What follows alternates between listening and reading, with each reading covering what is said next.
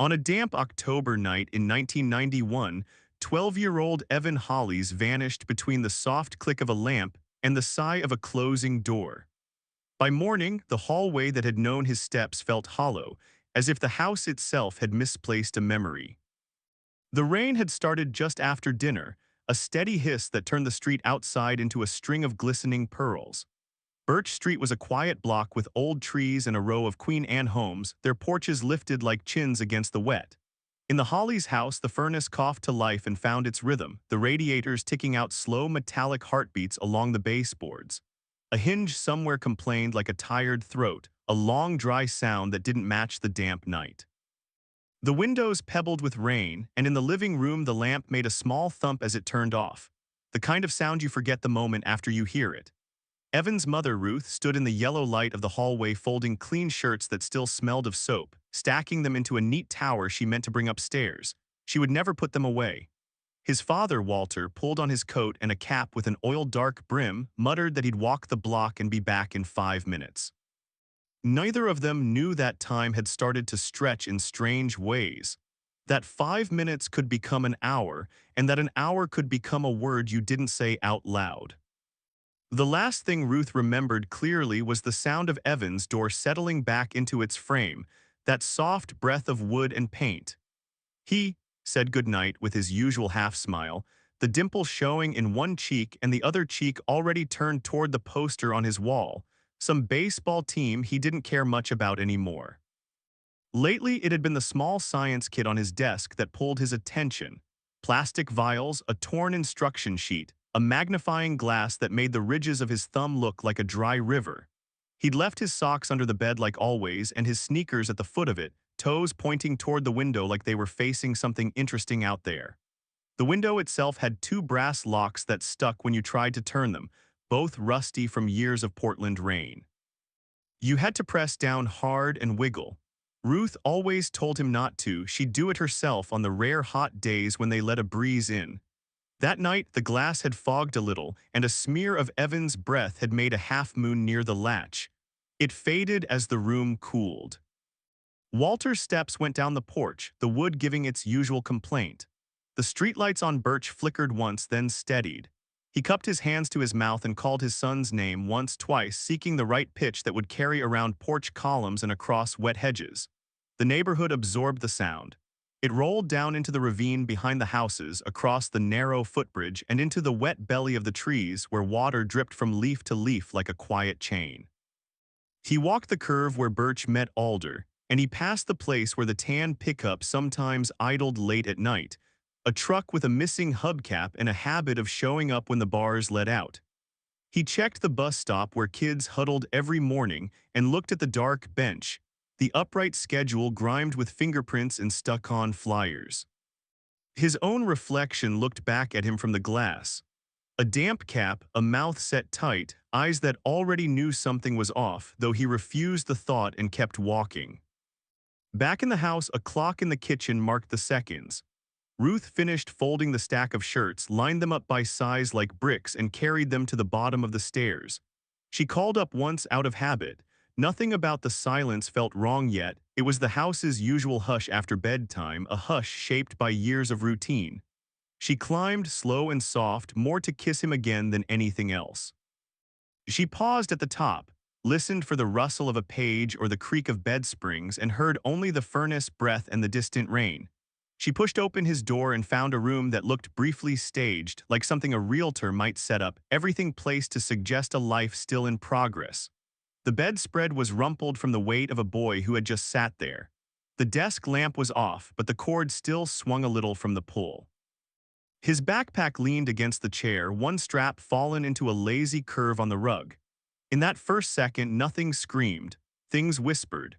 The open page of a notebook showed a drawing of the ravine footbridge, drawn with careful lines that pressed hard and then lifted, as if the pencil had changed its mind halfway through each board. The baseball glove on the shelf still held the shape of a small hand at rest. She called his name again, and this time the silence didn't feel like a choice. It felt like a reply. Walter came back with rain on his shoulders and the cap pulled low. He shook his head at Ruth, saw the look on her face, and went up the stairs in 3 quick steps that she had always told him were too loud for the old wood. He checked the closet and the bathroom. He checked the spot behind the heavy chair in the den where Evan used to hide when he was 5. He opened the back door and peered into the narrow yard where the garbage cans tipped rain into their mouths. He pressed his palm to the kitchen window above the sink to steady himself and felt the cold through the glass. "He's not here," he said, his voice a flat line. Ruth dialed and redialed numbers that had never needed to be memorized, and when her voice reached the 911 dispatcher, she could hear herself from a distance, like a second person inside her head correcting her grammar and telling her to sit down and to breathe. On Birch Street, lights came on in pairs, porches glowed. The first police cruiser drifted to the curb with its lights off, a quiet approach like a neighbor coming to borrow sugar. Officer Levine stepped out in a poncho that made a plastic whisper and asked calm questions in a low voice. "How long since you saw him? Any trouble with anyone? Any changes lately?" Had he mentioned the ravine or the bridge or the shortcut to the arcade on Maple? He made notes on a small pad that kept getting damp from the rain and the breath of the people leaning close to it. He stepped into Evan's room and looked at the window locks without touching them, then at the hinge that always complained. "We'll get more people," he said, as if he were placing an order for parts the house needed. By 10, the block shifted from quiet to organized noise. Radios crackled and barked codes. Neighbors appeared in slickers and boots, the kind of clothing that lives at the back of a closet until a storm or a loss pulls it forward. Mrs. Klein from across the street pressed a mug of something hot into Ruth's hands and kept her narrow chin lifted as if that would keep tears from falling. Mr. Ortega, who delivered mail along the route, swore he'd seen a tan pickup near the ravine entry around dusk, a truck that didn't match any of the houses he knew by heart. A teenager with a purple streak in her hair who smoked where her mother couldn't see said she'd noticed a man at the bus stop 2 mornings in a row, staring without blinking as kids climbed on. The stories began to form their own weather. They gathered, hit each other, split, and joined again, trailing rumors the way rain trails along eaves. When the search dogs arrived, the air changed. They came in 2 trucks, and their handlers spoke to them like they were both pets and partners. One handler, a woman with a square jaw and a soft voice, asked for a piece of clothing, not just anything, something that held Evan when he wasn't thinking about it. Ruth led her to the laundry basket with its warm pile and found a t-shirt from that afternoon, the cloth still holding a faint heat like it remembered the shape of him. The dogs nosed it with serious attention, their chests lifting in deep sniffs that seemed to taste the air. They trotted with purpose from the bedroom to the hall, down the stairs, through the kitchen to the back door. Their nails ticked on the linoleum. One dog paused, head tilted, then moved toward the vent near the floor and sniffed the narrow metal slots as if the house itself had exhaled something important. He whined once low. The handler made a small note and kept moving. Out back, the yard led to a gate that stuck at the bottom where mud had built up over years. Walter pointed to the gouge where a shovel had once tried to clean it, then lifted the wood with a grunt. The dogs flowed through and down the narrow strip of grass behind the houses toward the gap that opened onto the ravine path. Flashlights bobbed like will-o'-the-wisps as officers clustered near the entrance and volunteers spread along the bank, shining light into the slick darkness under the footbridge. The water ran shallow but fast, a brown line that swallowed leaves and greened pennies. A hand-painted sign warned kids to be careful and featured a smiley stick figure that had always made Evan roll his eyes. The beam of a light caught the glint of a bottle and the soggy belly of a paper bag. A raccoon's eyes flashed and then went out.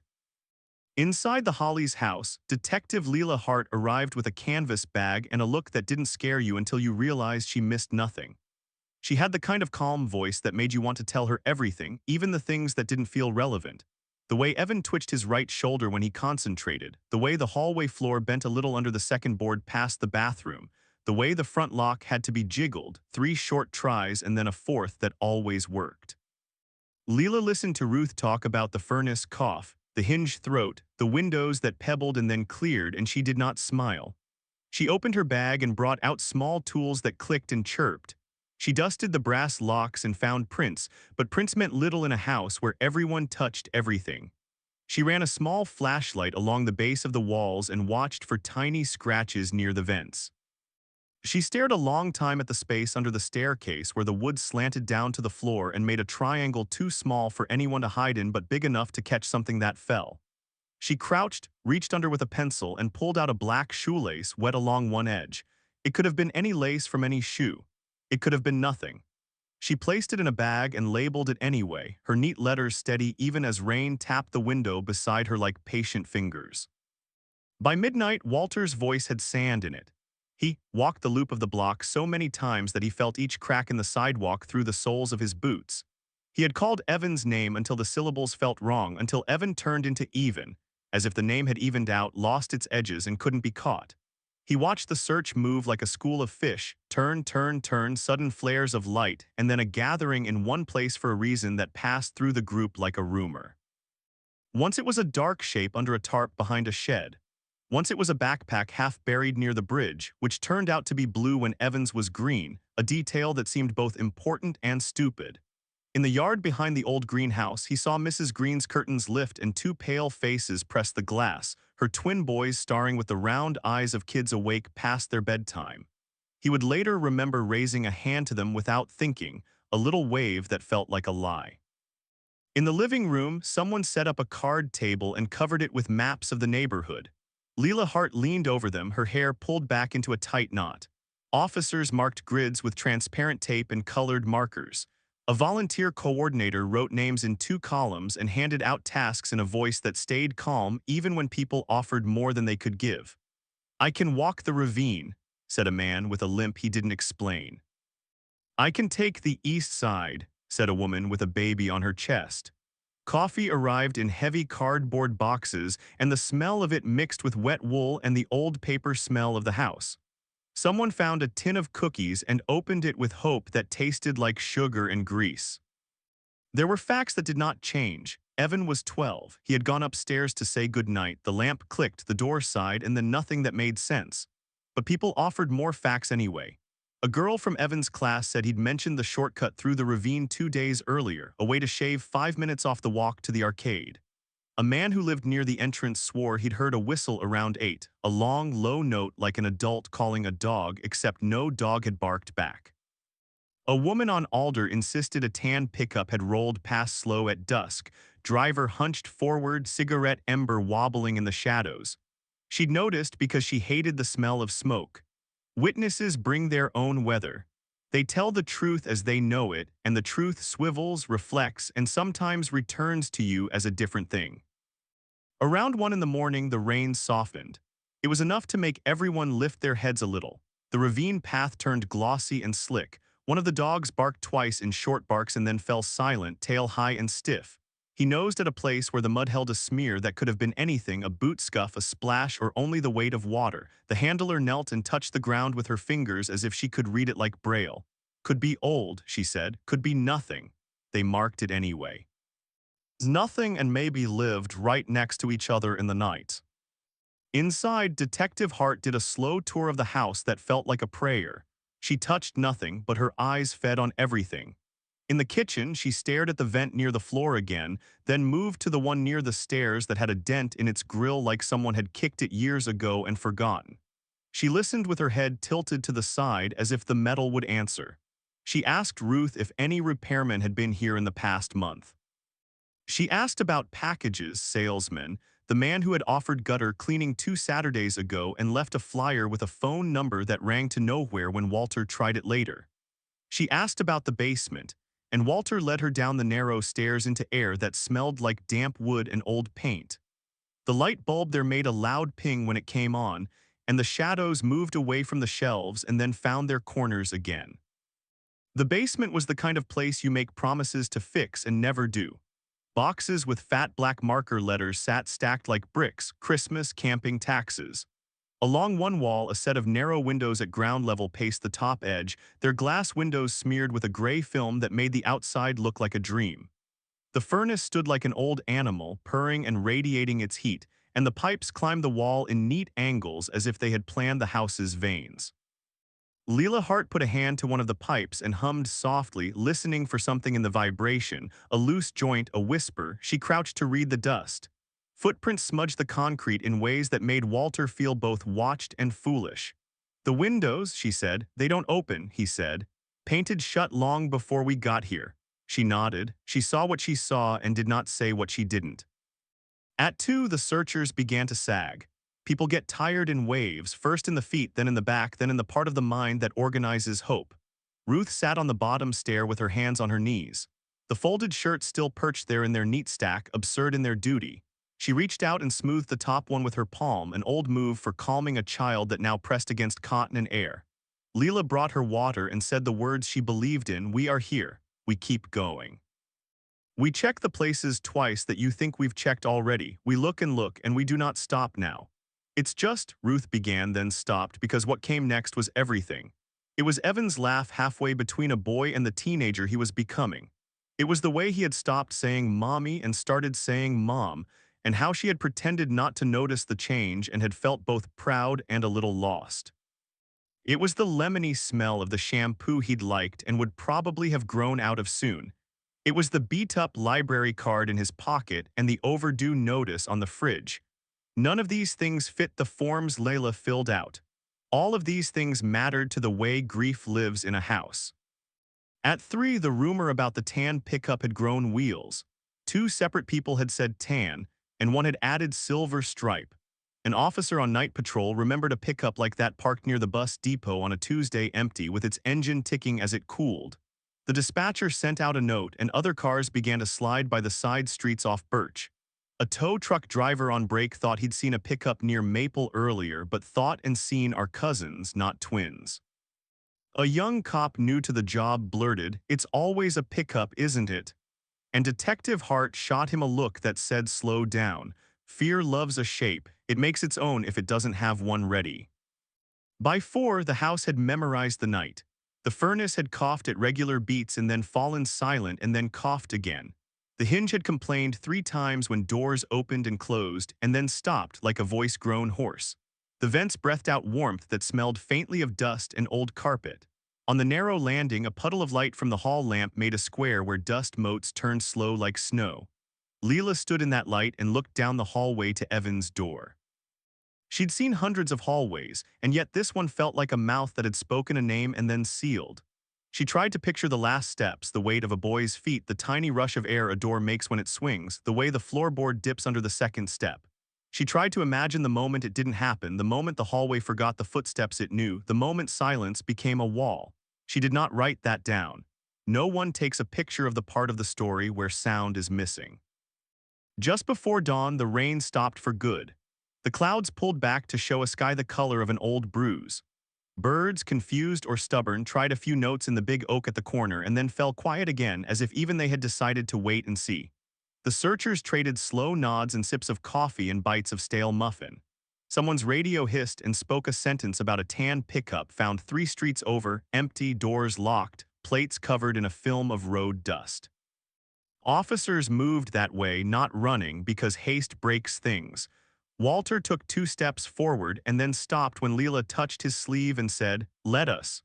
He let them because he understood that doing the most doesn't always mean doing the right thing. When the sky finally gave the first pale blue of morning, the house looked like it had been awake the whole time.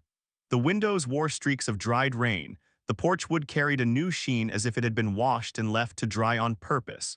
Ruth climbed the stairs again because it seemed wrong not to and stood in the doorway of her son's room. She looked at the bedspread that still held the shape of a knee. She looked at the sneakers waiting with their toes pointed at the window. She looked at the notebook with the drawing of the footbridge and the boards that had started straight and then gone crooked, as if the pencil had hit a wet spot and skidded. She put her hand on the desk and felt the faint warmth of the house underneath, the way a living thing carries heat even when it looks still. She spoke his name once, not loudly, but with the weight of someone who knows that names are threads and that you keep them from fraying by using them. Outside, the ravine sat with its breath held. Police tape flagged in the wet along the path like a weak party decoration. The footbridge kept its back straight and its wet boards slick. Far down the block, a tow truck worked at a locked pickup under the watch of 2 officers.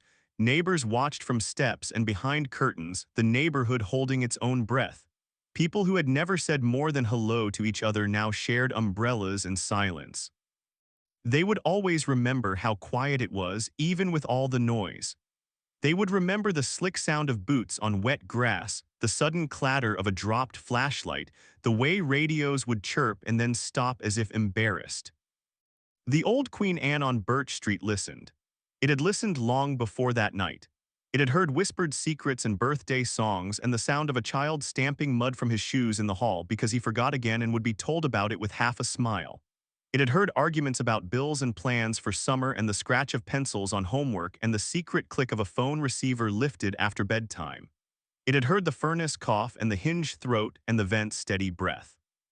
It had heard the last lamp click and the last door sigh, and it could not tell the difference between a small good night and a big goodbye. Houses keep what we put in them. They keep the smell of old paper under the stairs and the thin whine of wind down a chimney and the line of dust where a picture used to hang. They keep the small losses and the large ones, and they do not say which is which. On that morning, as Ruth stood in the doorway and Walter stood in the yard and Leela Hart made notes with her neat, steady hand, the house did what houses do. It held. The day would bring more questions and new people and the slow machinery of an investigation that would turn for years. It would bring flyers with Evan's school photo and a number to call, and it would bring interviews and maps and marks on calendars that felt like dents you could trip on. It would bring the kind of pain that doesn't get loud but gets wide, a lake that spreads and reaches into rooms you didn't expect. That morning, though, before all of that, the hallway simply waited, its boards remembering weight that had not come back, its air thinning into a quiet that made even the birds think twice. Ruth smoothed the top shirt on the stack one more time and left it there on the stair, a small sign of love in a place made for feet. Walter pressed his hand to the kitchen window and looked out at the gray light and the black line of the ravine trees, and he said his son's name one more time, careful and whole. Somewhere beyond the thin walls and the narrow vents, beyond the wet grass and the bridge and the rumor of a tan pickup, the name went out and into the day. The house kept the echo soft like a secret held in a pocket, warm for as long as it could. The day she unlocked the door, the house answered with a sound that was almost a breath. 20 years after the night Evan vanished, the hallway still knew the shape of his shoes and the empty echo they left behind. The realtor's sign lined in the wet grass out front, a white arrow pointing nowhere. The funeral had been small and careful, like a thing wrapped in tissue paper.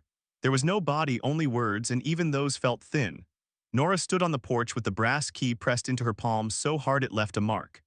The Queen Anne on Birch Street had faded to a tired green, the paint lifting at the edges, the porch rail a little loose where her brother used to slide a toy car back and forth. She slid the key into the lock. The deadbolt turned with a sound she knew in her bones, and then the door swung into a darkness that smelled like dust, lemon cleaner, and a memory she couldn't mute. The rooms were empty in the wrong way, not just bare. Empty like a cupboard after an illness when even the smell of soup has gone. Dust had grown in drifts along the baseboards, soft gray dune lines that traced the shape of each room. A single bulb buzzed over the basement stairs, a tiny bee trapped in glass bathing the steps in a weak, not quite yellow light. Nora clicked the wall switch in the front hall. Nothing. The power had been cut after the estate lawyer closed the accounts. She had brought a small toolbox and a roll of contractor bags and a flashlight with fresh batteries. The beam made a clean circle on the floor and lifted motes into a slow snowfall. She started with the easy things because that's how you start when your hands don't know what else to do. The cracked skateboard by the back door. The trophy from the Little League year his team came in second and he was proud anyway. His name was still engraved on the small brass plate, EVANHOLLIS, and each letter looked deeper than it should, as if the metal had sunk around the weight of his name. She found the shoebox of trading cards he'd given up on in 6th grade, the dented lunch pail with a faded superhero on the side, the faded red cap with a sun-bleached line where his hair had once covered it. She placed each thing in a box and wrote in thick marker across the top, "Keep." When she found a school photo in a frame, she set it face down for now. Not because she didn't want to look at him, but because every time she did, she lost 2 minutes to an ache that had no bottom. The house did what it always did. It told its small stories. The floorboard near the bathroom tilted under her weight and then settled. The hinge on the linen closet breathed out its tired throat. The vent near the kitchen kicked a puff of cooler air, phantom air, like a cough remembered by lungs. Nora moved slow through the rooms, and each one played a note. The creak in the parlor under the left window, the little click the front doorknob made when you pulled it closed gently, the soft clack at the top stair where a nail had worked loose and never been hammered back. She knew this music, but now other notes joined, something offbeat she could not place. In the front room, a bookcase stood against the hallway wall, squat and familiar, the same one Walter had bought at a discount furniture place the fall after Evan disappeared. It was empty now except for a single hardback on the bottom shelf, a county history with a broken spine. Nora reached for it and felt the shelf wobble in a way it never had. She set the book aside and knelt. The screws were bright silver, new against the dull wood. She touched one, then another, fresh, not 20 years old. Someone had unbolted this and bolted it back not long before the funeral. Her mouth went dry in a strange, thin way. She rocked the case gently. It didn't move much. Maybe she was making something out of nothing. She wrote bookcase check in her small notebook and moved on. The kitchen looked cut out of time. A calendar from 3 years ago still hung on a nail by the phone. The pantry door stuck halfway and then scraped over a rough patch on the floor. She pushed harder and felt the scrape through her hand like grit in her palm. The hinge groaned, but not the way she remembered. The sound was thinner, stretched. When she closed the door again, it hugged the frame in a way that suggested the wood had swelled. But when she opened it once more and leaned into the jamb, she felt a give in the wall that should not have been there.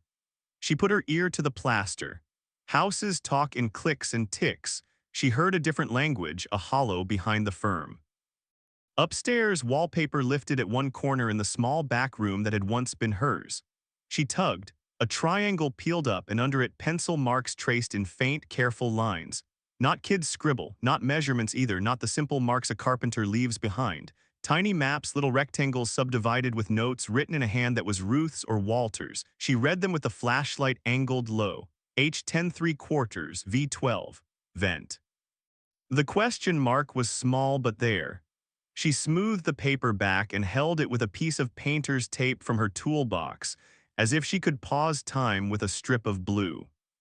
Nora wasn't a detective. She was a librarian, the kind who knew where to find the things that didn't want to be found. After the funeral, a retired detective had shown up at the reception with a cardboard file box. "I thought you should have these," she said. Her name was Leela Hart, gray now, her hair short, her eyes still the same clear, kind steel. "I was never satisfied with what we didn't learn." Nora had kept the box in her trunk for 3 weeks because opening it felt like walking into a dark room where you knew someone used to be. When she finally lifted the lid at her kitchen table, it was like finding a second funeral. Copy after copy. Notes, maps, photos of the house with yellow lines and arrows drawn in pen pointing there, there, there. A report about building permits from 1992 that hinted at repairs no one could later describe in detail. A note from Layla in neat handwriting on the top folder. "I always hated that pantry door." Underlining twice. At night, when the neighbors' windows went dark one by one and the street settled into that lay tower hush, Nora sat cross-legged on the hardwood with the files spread around her. She turned the flashlight off and listened to the house breathe. Then she turned it on and went methodical. She measured vents with a tape rule she'd borrowed from a friend who did stage design. She traced the baseboards, squinting at seams where the molding didn't quite marry, places where caulk had been smoothed by a hand that was careful but not professional. She tapped walls with her knuckles. She used a small compass to mark distances on paper like she was plotting a ship's course. She replayed 1991 through the house's groans. The lamp click, the door sigh, the furnace cough. She slid Leela's maps into clear sleeves and laid them over new drawings she made herself, lining up corners and windows. It felt a little like exhaling and inhaling at the same time. On the third night, she tested airflow with a stick of incense she'd bought at a corner store. Smoke curled in thin lines along the floor. Where it met a vent, it went thin, then disappeared. Where it met a blank wall and then moved sideways and vanished, Nora drew a red dot on her paper. In some spots, the smoke hesitated like it was thinking. At the bottom of the stairs, it rushed forward and slid under the bookcase like the air itself didn't want to be found. When the storm rolled in on the fourth night, she welcomed it. Rain steadied the beat of her thoughts. She cracked the kitchen window so she could hear the hiss along the eaves. In the pantry, the door stuck again, and when she leaned into it, it pressed back. It felt less like wood and more like a lid. She measured from the corner of the pantry to the hallway and then from the hallway to the exterior wall. The numbers did not make a proper shape. The difference was small, just a hand's width, but houses don't get bigger or smaller without someone letting them. Where had the space gone? She pulled the fridge away from the wall and found a strip of newer paint where the old wall color met a patch just inside the pantry. The brush strokes were short, impatient, the way someone paints late at night when no one is watching. A square of linoleum under the fridge was a slightly different pattern than the rest, like the floor had been stitched. She took photos with her phone. She sent one to Leela Hart, who texted back even though it was close to midnight, "Keep going." A check for nails that run straight into nowhere. Nora went down to the basement and stood at the bottom of the stairs under the single buzzing bulb. The light made the shadows look cut out and taped to the wall. The concrete was cool through her socks. The furnace's metal skin hummed faintly when she touched it. Pipes ran up into the ceiling in neat lines, every angle clean except one near the back where the pipe took a small jog around something. She followed it with her eyes. The jog disappeared into a box built along the ceiling beams, a box the same color as the ceiling. A soffit maybe, or a lie. She dragged the ladder over, climbed carefully, and tapped the box with her knuckles. Hollow, then solid, then hollow again. She ran her light along the side and found the heads of 3 nails, 2 old, 1 bright, bright like the screws in the bookcase. That's when the house's memory started to talk louder. Once you hear a new note, you can't unhear it. She went room by room. In the front hall, a section of baseboard had a small round stain near one end, as if a nail had been driven and puttied and painted, but the putty had sunk over time and left a pale belly. In Evan's old room, where she had put off going until she had company, she brought the radio and played soft music so the silence would not tear. She knelt at the floor vent and lifted the grate. A small screw held the duct collar in place. The head of it shone like a coin. She unscrewed it and peered into the dark. The duct ran along for about 2 feet and then hit a sheet of wood that had been painted flat black. Why would anyone paint inside a vent? She whispered to the dark without meaning to. What did you hold? The retired detective's files had more than reports. They had memories pressed into them. A sticky note inside a folder read, permit filed 392 for furnace relocation. No relocation on inspection. A copy of a sketch showed where a new return air shaft was supposed to come down. A second sketch showed where it actually came down. The lines did not match. In the margin, a question in Leela's hand. Why is pantry footprint bigger on tax sketch than on builder's plan? No answer. Nora made herself a rule. She would not pull a nail or pry a board until she could say out loud why that exact nail or board should move. It kept her from becoming a person who tears a house apart in grief and calls it a search. It meant moving slow. It meant measuring twice and walking away from walls that begged to be torn open. That night under the storm, she finally found a nail that broke her rule by breaking itself. In the narrow strip of hallway behind the bookcase, where the wall met the floor with a tidy seam, a nail head peeked like a single dull eye. The paint around it had a hairline crack. She pressed the pad of her thumb against the head and felt it shift the way a loose tooth shifts when you're a kid. The sound it made was soft and small, the kind of sound that hums in your ear long after. She fetched her pry bar. She'd brought it because the estate lawyer had said there would be attic panels to lift, and panel lifting required leverage. She slid the thin edge under the head of the nail and raised it a little, then a little more. The nail lifted like it had been waiting. Paint flaked in a small crescent around it. She put the nail on the floor and looked at it, too clean, not a speck of rust. She slid the pry bar along the seam and felt the blade bump another nail, then another, all in a neat line every 6 inches where no nails should be. Baseboards get nailed into studs at angles, not straight down all the way across like a lid. Her breath went slow. Her hands did not shake because she told them not to. She worked each nail up, careful not to split the wood. She slid a thin putty knife into the seam and wiggled it. The board did not budge. She tried higher where the baseboard sat against the wall, a small whisper of wood. The storm outside grew teeth. Rain slapped the windows and thunder ran down the block like furniture being dragged in the next apartment over. The bulb over the basement stairs made a steady, angry buzz. Nora pressed the pry bar under the baseboard, leaned her weight in, and felt the nail-free strip lift a fraction. The smell that rose was so old it felt new. Stale air, metallic and sweet like a pocket of breath that had been kept under seal. She eased the board higher. The nails at the far end squealed like a violin string drawn too hard. She paused and listened. Houses moan at prying. This moan sounded like the house had been waiting to exhale. The strip of wood came away in her hands. Behind it was a narrow slot cut into the wall, an opening just wide enough to slide a wrist into. She shone her light. Darkness absorbed it like fabric. She took a breath she didn't feel get all the way down and slid her fingers into the slot. They hit air, then canvas. Her nails caught the edge of something rough. She pinched and pulled. A strip of black fabric came free. It was a gasket, the kind of thing you use to seal a door you do not want to admit exists. She swallowed. She moved the light closer. Beyond the slot, set back under the plaster, she could see the edge of a plank. The end of it had been planed smooth and then painted to match the wall. She could see where someone's fingers had touched it once and left a smudge that had gone pale with time. She set the flashlight between her teeth so her hands were free and worked the pry bar into the edge of the plank.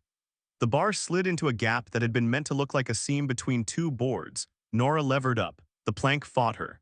The nails were longer here and old, and they sang their thin song as they let go, each nail released with a pop that sounded like a knuckle cracking. She feared the wood would split and then understood that even if it did, she had to keep going. The plank finally came free and fell forward into her arms with a weight that startled her. She set it aside and crouched to look into the space. What she saw first was the drop, not a room right away. A shaft. It fell straight down between walls, a square throat lined in black painted wood. Cold air rose out of it and slid over her face like the hand of someone not quite there. The sides were smooth, no ladder rungs, no obvious way down. She shone her light and followed it down 20 feet, maybe more, to a floor that swallowed the beam until it found a corner and made a weak triangle of light. She reached out and touched the inside edge. The wood under her fingers felt dry and faintly gritty, as if coated in dust that had been rubbed smooth by air alone. The storm eased. The kind of silence that comes after a hard rain pressed its ear to the house. Nora lay on her stomach and extended herself into the opening, shoulder pulled tight against the frame, the flashlight stretched out in her palm like an offering. The beam touched a wall below. Plaster painted a dull white that had browned to the color of tea. The light found a thin strip of something shiny.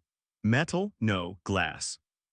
It wasn't a window, it was a pane set in a door's top half, a small rectangle like the kind you see in old schoolhouse doors. It reflected the light back at her in a sharp line. She moved the beam left. The door filled the square at the bottom of the shaft, set into a wall that did not belong to the house she knew. The door had no knob, instead a slot, as if the door had a face that kept its mouth shut. She should have called someone. That is what any reasonable person would do. But grief is a country where the rules are written in pencil. The house had been speaking to her for 4 nights. It had shown her seams that didn't match, screws that shone too bright. It had lifted its sleeve like an old patient ready to show the bruise. She could not turn away. She went to the garage and pulled down the old extension ladder that had belonged to Walter, the one he never let them climb as kids. It was heavy and stubborn and left cobwebs on her hands. She dragged it into the hall, angled it, and hissed through her teeth when it slid and banged against the wall with a dull, betraying thud. She tested the first rung with her weight. It held. She tested the second, the third. She climbed until the top settled into the opening like it had been cut for this. She descended slow. The shaft amplified the sound of her breath. The air tasted old, like the inside of a trunk, like copper pennies on a tongue. She counted the rungs in her head, the numbers a steady drum.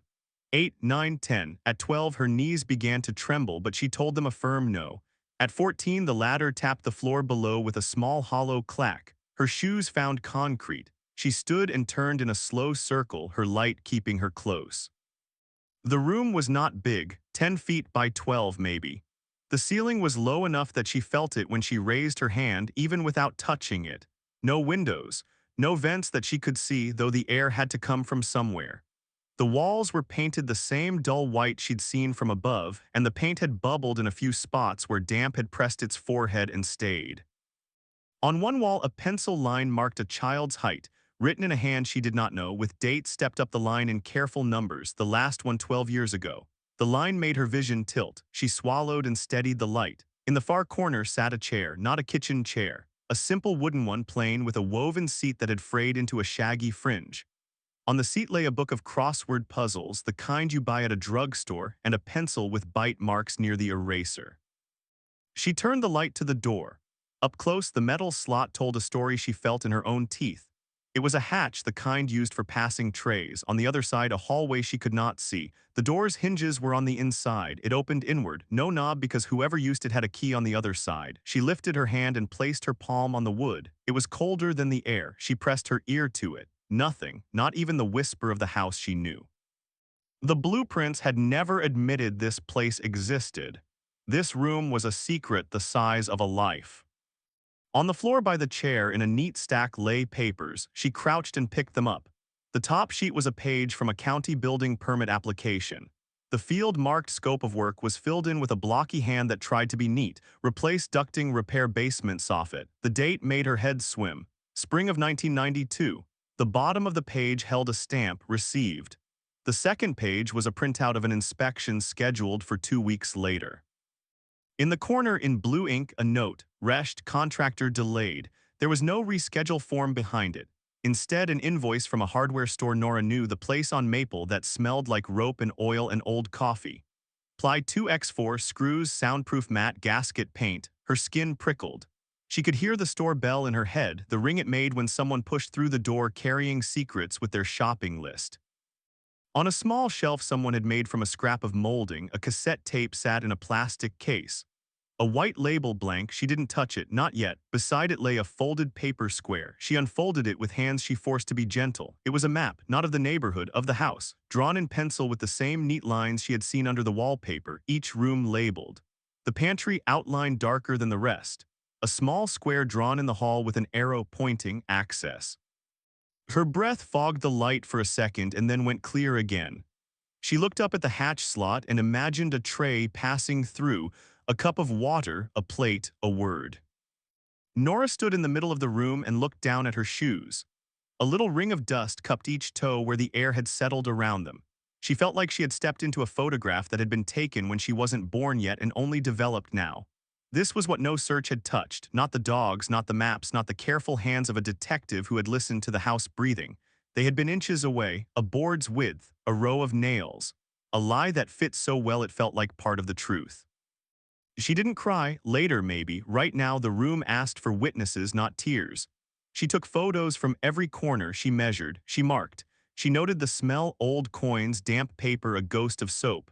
She listened for the sound of water in the pipes above. She set the papers back exactly as they had been. She didn't touch the tape.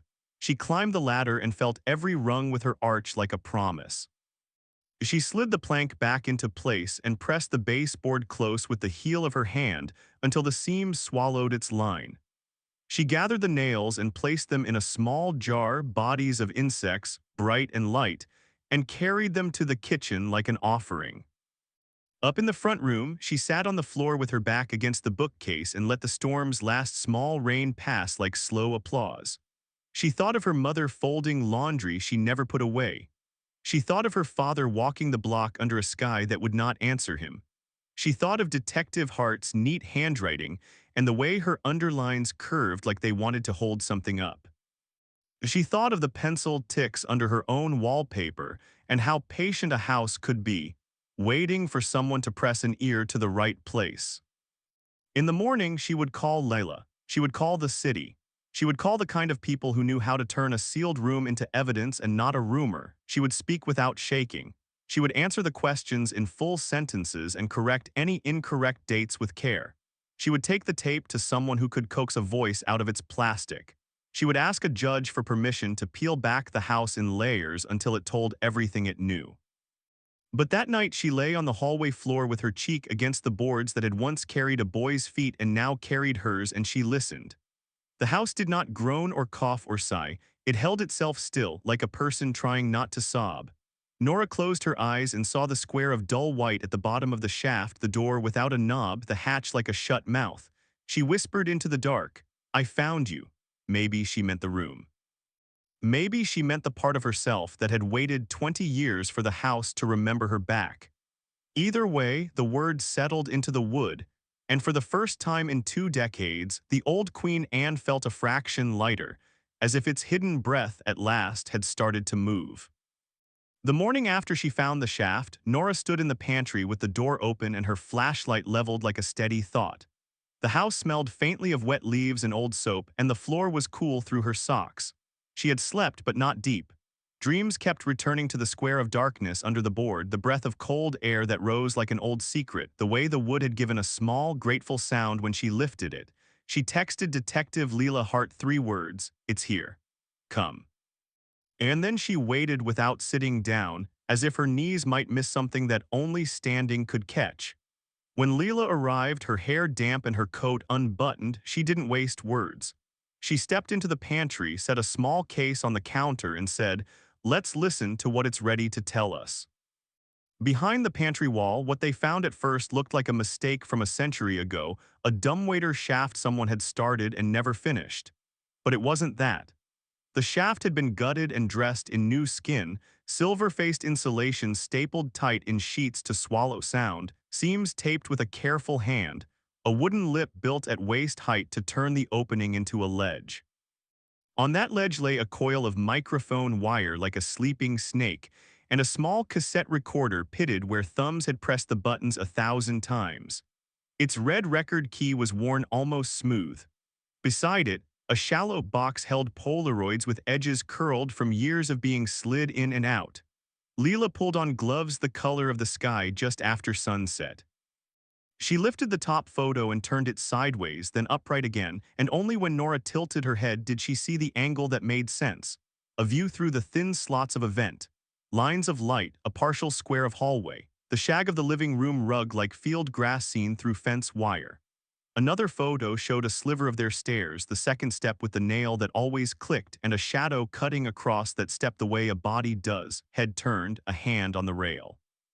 The photos did not show faces. They were never meant to. They were the hunter's view, a way to study the pattern, not the eyes. There was more. A watch lay in the corner of the ledge, the leather strap cracked, the face scratched in a comet arc from a fall. Nora knew it before she picked it up. She had wrapped it one Christmas for him at the dining room table while he dug through the closet for skate pads he swore he'd put away. Evan's watch. It had been on his left wrist most days, a little loose because his bones were still catching up to his life. She pressed the crown with her thumb. The hands did not move. The second hand sat at 11. Beside the watch lay a small ledger, the pages lined and filled with neat rows written in a hand that did not belong to anyone she loved.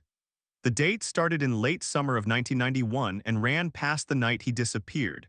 Each line carried its own quiet cruelty. 6:12 front hall light off. 6:34 furnace cycles on. 7:03 boy to room. 7:31 mother folds laundry. 8:02 father on porch.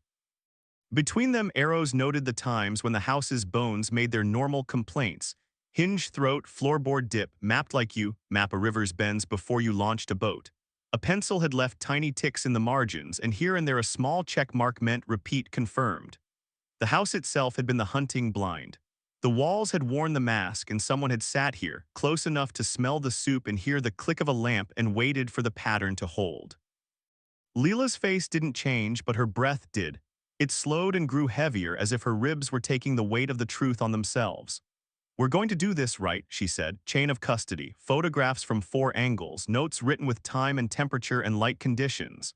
Fingerprints dusted and lifted from the recorder and the edge of the box. They found prints smudged with a fine gray powder, not dust from the pantry, but graphite, locksmith's powder for lubricating keys and latches. It lay in the recess around the record button like ash, and it starred the spine of the ledger where a forefinger had pressed each time it opened. They found a small screw cup in the corner with 2 fresh screws and 1 old one, heads bright and hard beside a tiny jar of graphite. Whoever had sat here had cared about long-term ease. Things should turn smooth, doors should not squeal.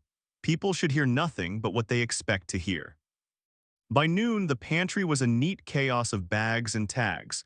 The air tasted like latex and the sweet metallic tang of the graphite that had lifted from too many fingerprints to count. Nora sat at the table and tried to keep her hands still. When Leela stepped out to call the lab, Nora's eyes kept returning to the watch. It lay on a white evidence square with its strap open like a wrist reaching for a hand. She thought of her brother leaning over the sink and tapping the watch with a spoon to make the second hand jump, a silly trick he was proud of, and how she'd laughed and told him that wasn't how time worked. Time is stubborn, she'd said. It doesn't jump just because you poke it. Now the hand sat at 11, and there was nothing she could press that would move them. The ledger made the first crack in the old timeline. The dates mattered. The entries in the first few pages matched Leela's 20-year-old notes in the box Nora had spread on her floor. The Tuesday when the door-to-door gutter man had come. The Saturday when the hardware store delivered plywood and soundproof mat. The week when a permit for furnace relocation had been filed, then changed to return repair. Then changed again to minor vent upgrade. Tiny shifts that meant someone was keeping the plan inside the lines. The ledger referred to men's names only by initial. H for homeowner, M for male friend, and sometimes a B for boy. It referred to itself as post, as in post beginning 900. It logged the dog that barked 2 houses down the mail carrier's steps the hour the paper came tossed with a slap the exact minute the furnace coughed. It read like sheet music for a crime. The receipts, when Leela got them, did what receipts do. They did not accuse, they pointed. The city clerk gave copies of the original permit and the inspection report. A line in the inspector's notes mentioned a contractor named J. Call. Leela said the name out loud. She tilted her head as if listening to see if it rang a bell inside her own past. The hardware store on Maple, the one that smelled like rope and coffee, pulled 3 invoices from an old computer that groaned when it woke. Plywood, screws, gasket, black paint, rigid insulation, matting. The bill had been paid in cash and showed a delivery address 1 street over, but to a back alley door that looked onto an empty lot that had been a garage once and then was not. The signature at the bottom was a neat block letter J. The store owner, George, remembered a man with a calm voice and clean hands who joked about tamming an old house. He knew the parts by number, George said, frowning into the air like he could pull the face back from the air. He wasn't guessing. The name on the permit turned into 2 names when Leela looked twice. The contractor's license had been renewed that spring under J. Call, but the insurance card on file 1 page over belonged to Jonah Callow, and the address was a rented P.O. box. Another record, a tax form sitting in a drawer behind a cracked plastic tray of paper clips like it had taken a wrong turn, listed J. Callingham. The letters moved, but the hand did not. It was neat, patient, someone used to filling out forms in rooms where other people waited with bad lighting and stale air. The notes from the inspector, a man long retired now, had a little smiley face drawn next to the line that said, "Good work, tight seams, no rattles." No rattles. That is what people praise when they do not know what rattles can hide. Interviews began with ringing doorbells and smiling carefully. Nora went with Leela to the hardware store, to the permit office, to the house 2 blocks away where a widow remembered a man named Jonah coming to fix her windbad vent the same year Evan went missing. "He told me to call him Joe if Jonah felt too churchy," she said, stirring tea she would not drink. He had a tan pickup with a dent in the rear quarter panel and a radio voice like he'd been on air once. He had clean nails for a man who worked with wood. He had a habit of looking at the floor just before you looked at him, so when your eyes found his, it felt like you caught him thinking of you. He had never asked to use the bathroom, he had never used her phone, he had never stayed long enough for a sandwich, which was how she kept score on whether men were good. He said he could hear things my old house said, she added softly. I told him it was just wind. He smiled and said, sure. Wind in a throat. They found his old landlord, a man who ran a small complex with units that all smelled like the same old mop. He paid on time, the man said, picking something from his teeth with the corner of a junk mail card. Kept to himself. Never saw him with anyone, had a garage he rented for cash. The landlord produced a box with unclaimed junk he'd been too busy to throw out when the renter left 3 months after Evan disappeared. A stack of blank ledgers identical to the one in Nora's pantry, 2 small bottles of graphite powder, a thin metal template used to mark where to cut a hole in a wall for a standard vent, a cassette recorder in worse shape than the one in the pantry, its battery compartment white with powder. Fingerprints bloomed gray under powder on the template. The lab would tell them later that the smudges had ridged detail in the curve of a thumb and the slice of an index finger. He had dusted his own hands without meaning to, and then he had touched what he made. The subpoenas pulled paper like string from a sweater.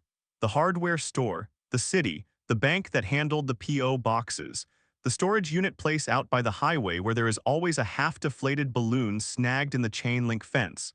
The woman in the office there wore reading glasses on a chain and chewed gum like it was medicine. "Let me see," she said, clicking the keys on a keyboard that remembered better days. She found a unit under Callingham J. It had been paid in cash for 4 months and then stopped. The lock was still the facility's lock. "If there's something in there, it's been sitting a long time," she said. They rolled the door up together. The light flickered to life with the special reluctance of bulbs that live in lonely places. Inside, the unit held a wall of boxes labeled with tidy block letters, ducting, mat, hardware, and a low shelf with a lined-up row of tools: a narrow saw, a pry bar, a stapler for insulation, a hand drill with bits in a folded leather case. In a crate sat a bundle of long black cords, and in a plastic bag 3 new rolls of soundproofing tape still wrapped. It looked like a workroom that forgot a worker. The tape had left a tacky line on the plastic where the glue had settled. It smelled like dust and plastic and the bitter lemon of old cleaner.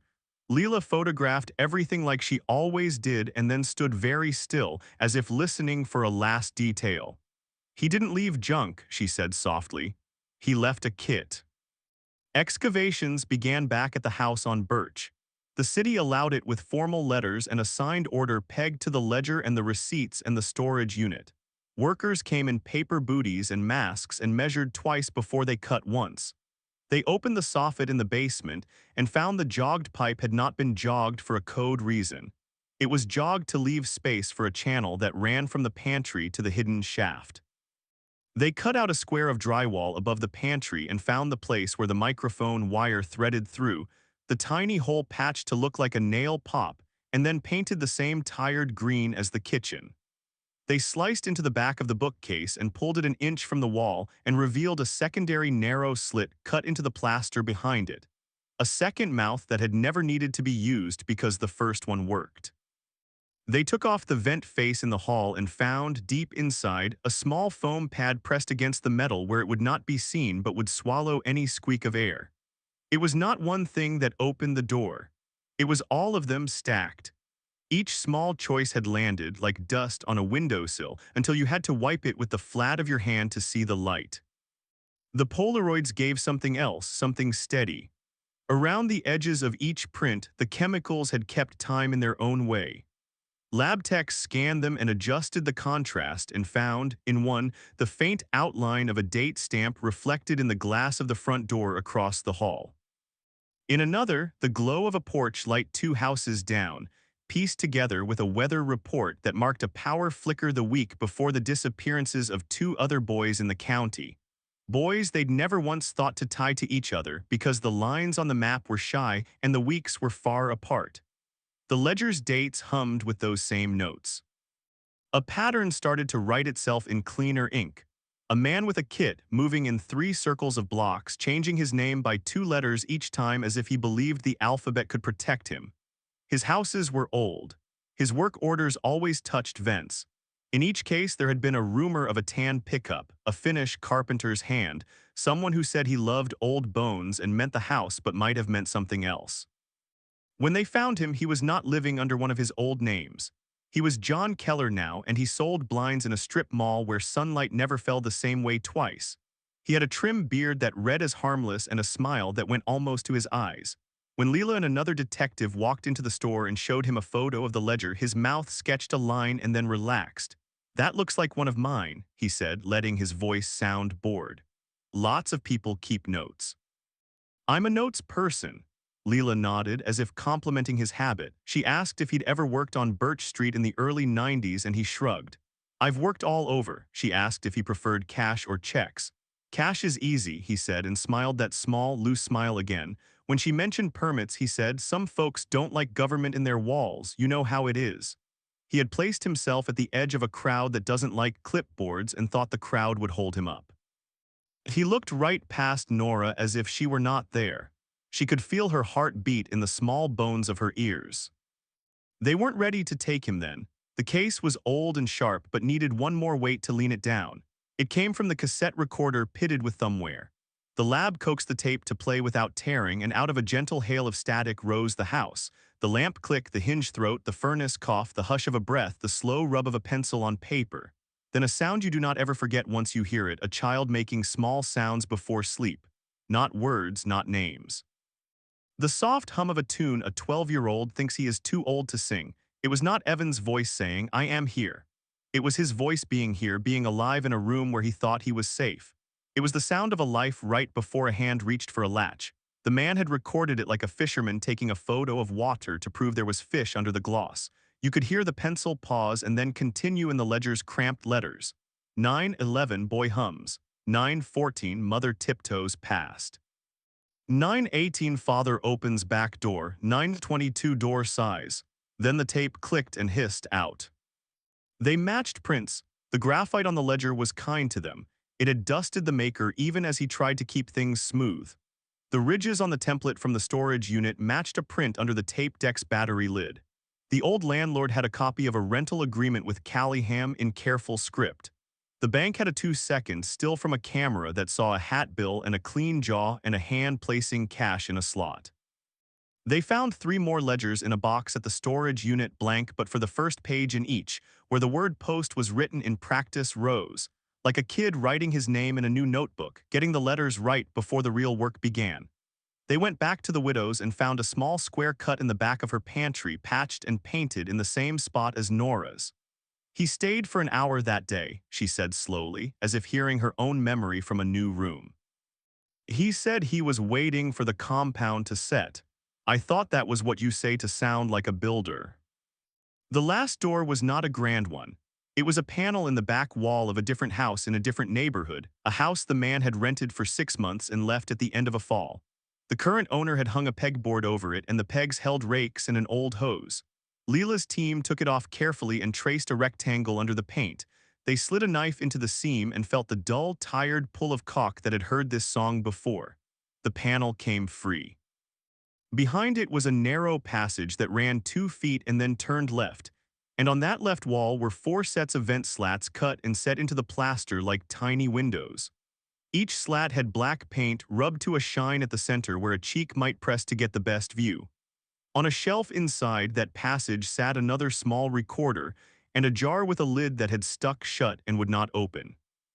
On the wall, nailed like a school map, was a diagram of the block around Birch Street, with little X marks where trees hid views and O marks where porch lights hit windows hard enough to make reflections in the glass. The house had worn the blind here too, and the walls had kept the confession behind paint. They arrested him on a dry Wednesday with people in line at the strip mall store and a radio playing soft songs that wanted you to think about other things. He didn't run, he didn't swear. He didn't even ask why, not in the loud way that says a man thinks he is above the rules. He just said, "May I lock up?" as if worried about the cash drawer. In the interview room, he looked like a man who would offer you a discount on a second set of blinds. He folded his hands and let them sit in the window of his cuffed wrists. "You can't prove what wasn't recorded," he said once, and Leela watched him the way you watch an ocean that looks calm but pulls hard. She gave him dates one at a time, and he gave non-answers that felt practiced. When she showed him a photo of the ledger, he fussed about how people misread notes. "Post could mean postal," he said with a small shrug. When she mentioned graphite, he said he liked to keep locks smooth. "I hate squeaks," he offered, allowing a smile she did not return. When she held up the watch in its clear bag, the scratch across the face catching the light, he looked at the table, not the bag. "That's old," he said, as if old meant not real. "Court is slow. You learn to respect that slowness because it is meant to hold all the rush that came before so it does not spill." The case was not a roar, it was a stack. The ledger, the receipts.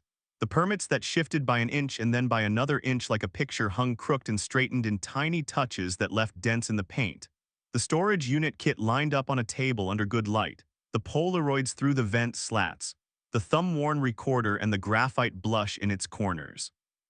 The patch in the widow's pantry, the panel behind the pegboard, the template with his print and the battery lid with the same print and the local shop clerk who said, "He bought that recorder there, I remember, because I told him nobody uses tapes anymore." It wasn't one piece that brought the weight, it was inches. It was dust on a sill and then more until the light itself was changed. Nora sat in the gallery with her hands on her knees and her back straight the way her mother had sat in church. The room felt airless and too bright, and her heart counted time in a way that made clocks seem rude. She watched the man tilt his head as words were spoken about vents and shafts and slats and plans that had depended on people loving the small sounds of their own home so much they would never hear the new ones. She watched him lean forward when the Polaroids were passed to the jurors and then lean back when the cassette was mentioned. She watched a line of sweat slide down the side of his face when the ledger's neat hand was compared to the loops on an old form from the permit office. She watched the way the jurors bent their heads not at the roar but at the quiet. They did not look up when a phrase got dramatic. They looked up when a small detail clicked into place with a soft, satisfying sound. She did not get the things she had sometimes let herself dream about at 3 in the morning, the neat cut of a confession spoken into a room, the word sorry used in a way that meant repair. He never gave it. He never spoke Evan's name. He called him the boy or that child, as if grammar could keep him clean. But Nora learned something steadier and in its own way kinder than the false grace of a bad man's apology. She learned that rooms can be turned inside out until they tell what they've been made to hold. She learned that a wall can be an eyewitness if someone taught themselves how to listen to the way paint lies. She learned that a ledger written in small, patient letters is as loud as a shout if you hear where it was written. She learned that love can be the reason a person notices a screw too bright for its wood, a baseboard nailed like a lid, a door that hugs wrong, a vent with painted edges that shine from the press of a stranger's cheek. She learned that love trains you to read a house the way you read a face you have known your whole life, to see when something has been added, to see when something has been taken away. When the verdict came, the room did not cry out. It did not need to. It made a sound like wood settling after a storm. Nora closed her eyes and saw the pantry, the coiled wire, the tiny hatch in that dull white door at the bottom of the shaft. She saw her own hands flick a flashlight on and off, making a language of light a person could follow down. She saw Leela's careful notes and the way her underlines curved under words she wanted to hold. She opened her eyes and watched the man stand and be led out. He did not look at her. He looked at the floor one last time, hunting maybe for a seam. There wasn't one. Back on Birch Street, the house did what houses do after truth has been dragged through their bones. It breathed like a person after a hard run, slow at first, then clearer. Nora had the workers patch the holes with honesty. She left the pantry until last. When she finally closed the board over the shaft, she didn't hammer nails back in. She set the plank in place and wrote on the underside with a carpenter's pencil, "We heard you." She placed Evan's watch on the kitchen windowsill where the light found it in the morning and made the scratch gleam like a comet again. She kept the ledger in a sealed bag the court had allowed her to keep a copy of, not because she wanted to read it, but because it felt important to have the map of those nights, the way you keep a chart of a storm you survived. She opened the front windows on the first day it didn't rain and let air move in long, clean ropes through the hall. The hinge on the linen closet still complained. The furnace still coughed once when it started. The vent near the floor still made its faint, warm breath. She listened with her head tilted and heard that the house, at last, was only itself. Neighbors came by one at a time and stood on the porch with hands folded or fists in pockets and said small, true things. "We prayed for you," said Mrs. Klein, who now walked slower, her chin still lifted. "I'm glad you found what you found." Mr. Ortega, who had retired and now took his coffee on the porch each afternoon, said, "I always hated that man's hands. Too clean, like he could slip them in anywhere." The teenager with the purple streak in her hair was a woman now with a job at the nursery 2 streets over. She brought Nora a small fern. "It likes corners," she said. "Give it a little water each week and let it be." Nora put it on the pantry shelf where the ledger had been and watched it uncurl each morning like a green breath. Sometimes late, she still walked the halls in socks, measuring with her body instead of a tape, reading with her palms on the walls. She traced the seam where the baseboard had been and thought of how easy it is to hide a door if you teach people what sounds to trust. She stood at the top of the stairs and looked down at the square of light the hall lamp made, the same square that had once held dust motes turning slow like snow. She said his name out loud and did not watch the time. And in that soft hour, after the streetlights had chosen their hum and the ravine behind the block had settled into its long green dark, the house confessed not only what had been done to it, but what it could hold that wasn't a lie. It held the scrape of a skateboard and the weight of a trophy and the tinny laughter from a radio left on while someone washed dishes. It held the hush of a sister sitting on the floor with a ledger in her lap and a detective's neat notes spread around her like maps.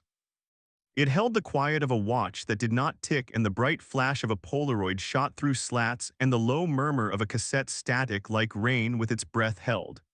It held the truth that does not shout, but stays steady, like light across a windowsill, inch by inch, dust by dust, until suddenly you see. And once you see, you cannot unsee.